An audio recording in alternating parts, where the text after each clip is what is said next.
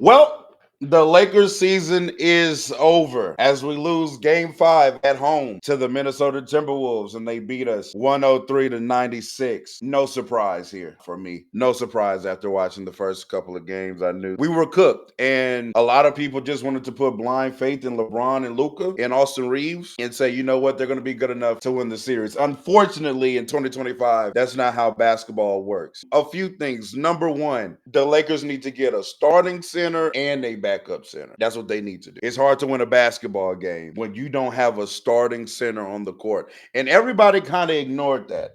I wanted to ignore it. I picked the Lakers. I'm not running away from that myself. I wanted to blindly believe in Luka and LeBron and Austin. I wanted to believe that they were going to be great offensively, and that did not happen. But one thing that really just showed itself time and time and time again in this series is number one, no rim protection. Jaden McDaniels having fantastic games, not off just crazy three-point shooting, but getting to the rim and finishing over and over and over again. Also, Julius Randle winning his matchup consistently, who a lot of time was Bron, by the way. Julius Randle winning his matchup consistently and knowing if he got into the paint, all he got to do is lay the ball up because ain't nobody there to defend the rim. Nobody's there to defend the rim. And then today, we get the Rudy Gobert legacy game, my nigga. 12 of 15, 24 rebounds, and 27 points.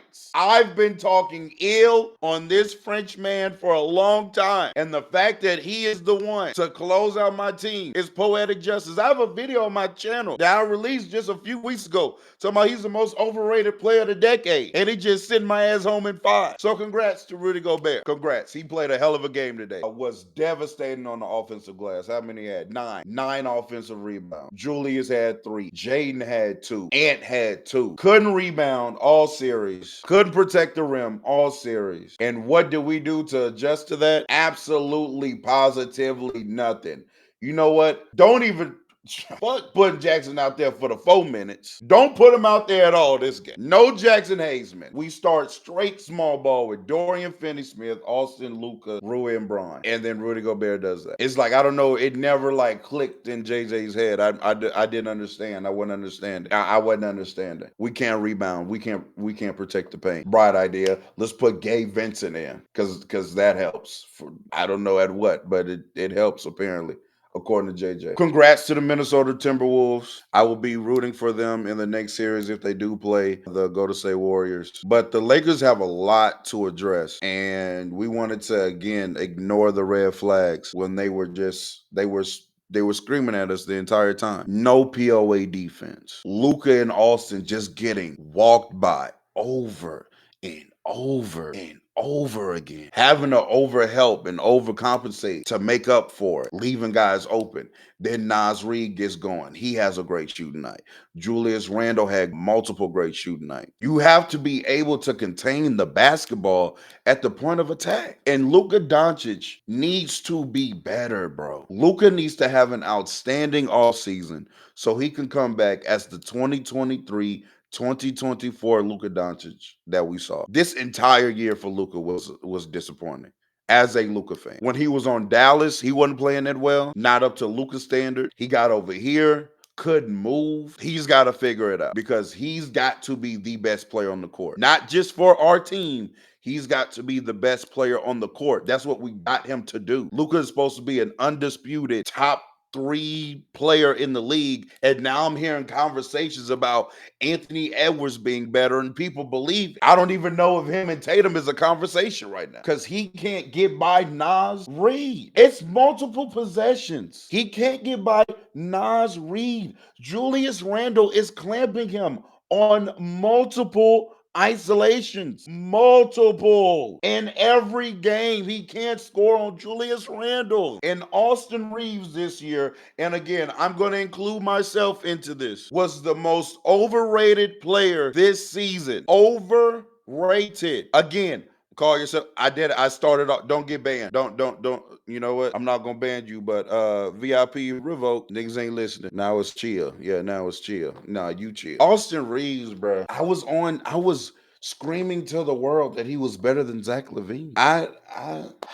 The sad reality, like the sad reality about Austin is again a very skilled player. Can't deny that. Can shoot the ball, can handle the ball, can pass, can play make, can do a lot of good things offensively. He's not a good athlete. And so that hinders him when he's on the court with really good athletes. And usually if you're not a great like quick twitch athlete, you try to be like, maybe you have an advantage like Luka. Luka is 6'8" and strong. LeBron is 6'9". Like he doesn't have those kind of advantages. So he's not bigger and stronger than anybody. He's not faster or quicker than anybody. So now his whole game is reliant on skill and shot making.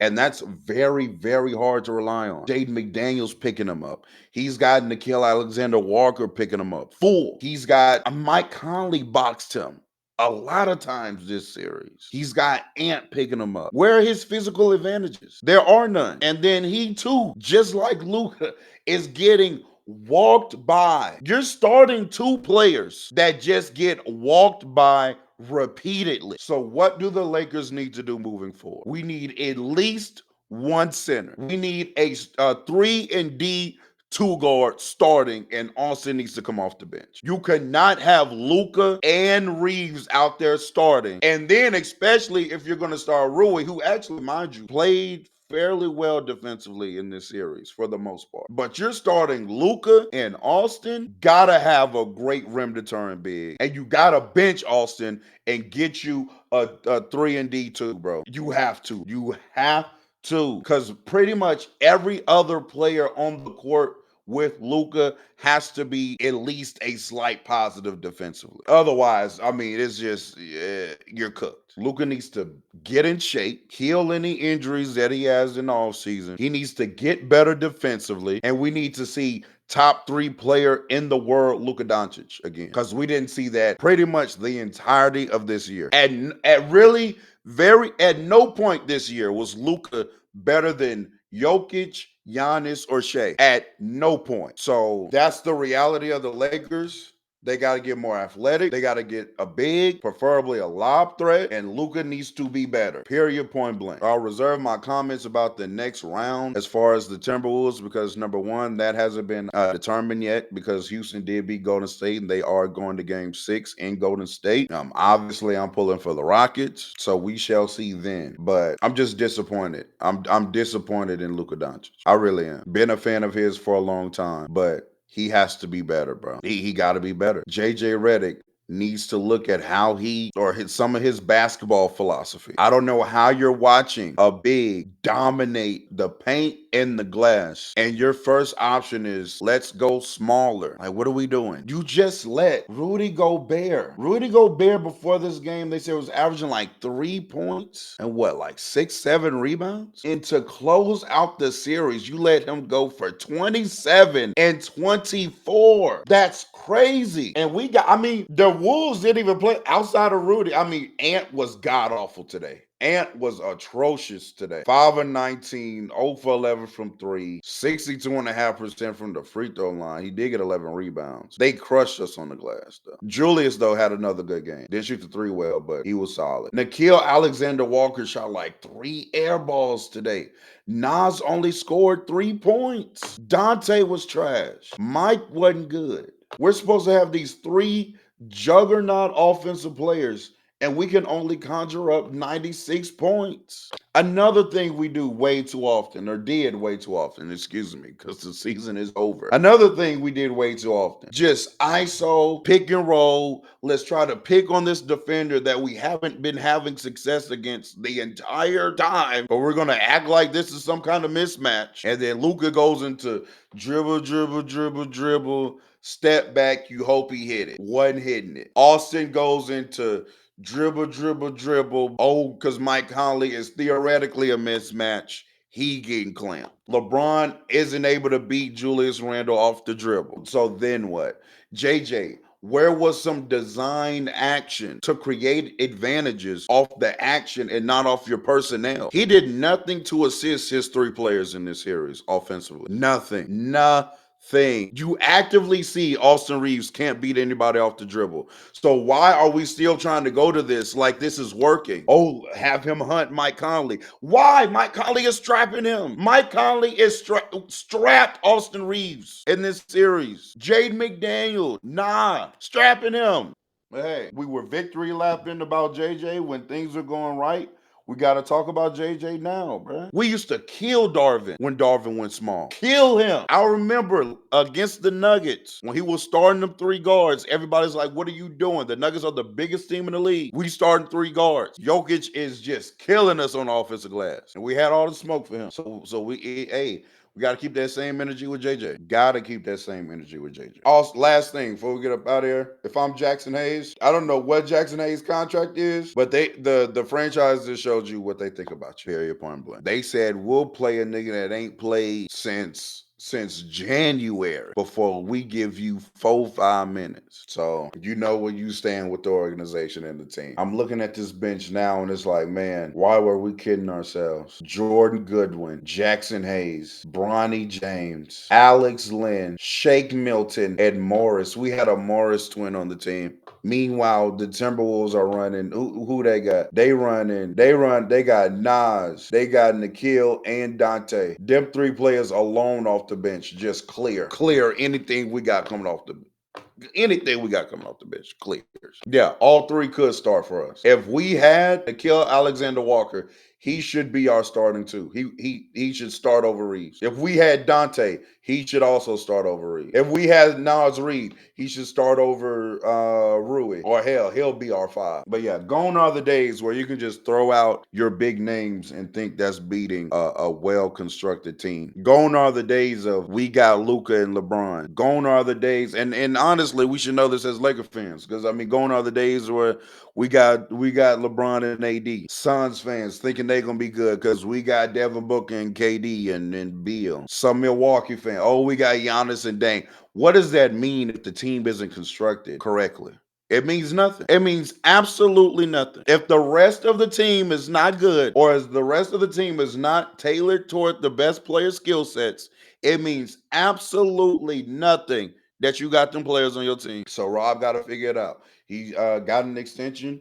I mean, obviously, he was going to get an extension after getting Luka Doncic. I mean, that it is what it is. But these one-way players, these Vanderbilts and Reeves and Dalton Connects, or these no-way players like Alex Lynn and Shake Milton and Markieff Morris, that ain't good enough. That ain't good enough. Rob, that ain't good enough, gang. So again, shout out to the Timberwolves. They deserve the win. They got the win. Rudy Gobert again with the legacy game to close us out. And the irony of them beating us in 5 games. The irony. Apologize to Rudy. I will not do any such thing. I still don't think Rudy Gobert is that good of a player. He had a great night, but I mean, he was out there going against 6'8" niggas. He's supposed to do that. The fact that he hasn't done this more is why we don't value him. There's no way a team should be able to put Rui at the 5 and you not do, I mean, it doesn't have to be 27-24, obviously. But some of these past games, some of those 3-point, 4-rebound games were against these 6'8" players. Unacceptable. And shout out to Finch, because sometimes coaches do this thing where like, oh, they're not playing well, something off the court, which is fair. But sometimes it's like, no, nigga, be better. You're getting paid a max contract. You're 7 foot forever. You're getting guarded by 6'8" niggas. Go out there and be better. That's the challenge. I'm not subbing you out, because subbing Rudy Gobert out damn near is like bail. That's bail. There's no way he should be getting played off the court and not dominating the paint in these kind of environments and scenarios. No way. No way. Especially when he was doing the hard part, which is holding up in switches. That's what everybody thought would be getting him played off the court. And he was holding up well in switches. So no, I'm not finna sub you out. Do better. And he did. He did. So yeah, that's as much credit as I'm giving Rudy Gobert. Yeah, I'm done giving Rudy praise. Check the links in the description. Make sure you are subscribed to my YouTube channel. Make sure you like, comment, share, subscribe. Make sure that you follow me on Playback in the Room. Follow me on Twitter. Follow me on TikTok. And until next time, it's been real.